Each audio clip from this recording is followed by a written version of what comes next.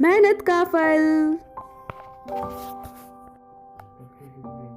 एक गांव में दो मित्र नकुल और सोहन रहते थे। नकुल बहुत धार्मिक था और भगवान को बहुत मानता था, जबकि सोहन बहुत मेहनती था। एक बार दोनों ने मिलकर 1 बीघा जमीन खरीदी, जिससे वह बहुत फसल उगाकर अपना घर बनाना चाहते थे। सोहन तो खेत में बहुत मेहनत करता, लेकिन नकुल कुछ काम नहीं करता, बल्कि मंदिर में जाकर भगवान से अच्छी फसल के लिए प्रार्थना करता। इसी तरह समय बीतता गया। कुछ समय बाद खेत की फसल पक कर तैयार हो गई, जिसको दोनों ने बाजार ले जाकर बेच दिया और उनको अच्छा पैसा मिला। घर आकर सोहन ने नकुल को कहा कि इस धन का ज्यादा हिस्सा मुझे मिलेगा, क्योंकि मैंने खेत में ज्यादा मेहनत की है।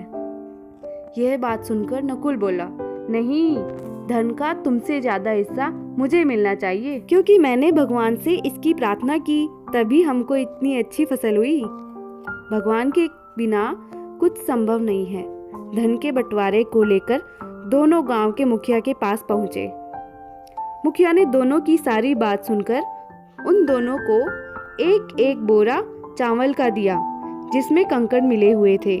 मुखिया ने कहा कि कल सुबह तुम दोनों को इसमें से चावल और कंकड़ अलग करके लाने हैं, तब मैं निर्णय करूंगा कि इस धन का ज्यादा हिस्सा किसको मिलना चाहिए। दोनों चावल की बोरी लेकर अपने घर चले गए। सोहन ने रात भर जागकर चावल और कंकड़ को अलग किया। नकुल चावल की बोरी को लेकर मंदिर में गया और भगवान से इसके लिए प्रार्थना की।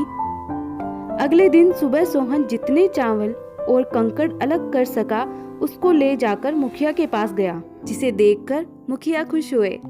नकुल वैसी बोरी को ले जाकर मुखिया के पास गया।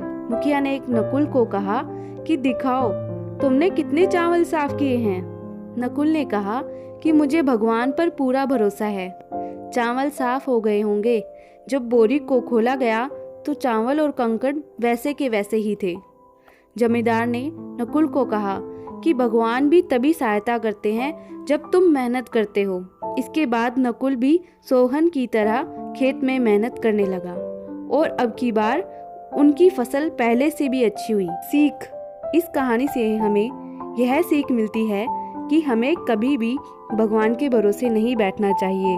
हमें सफलता प्राप्त करने के लिए मेहनत करनी चाहिए।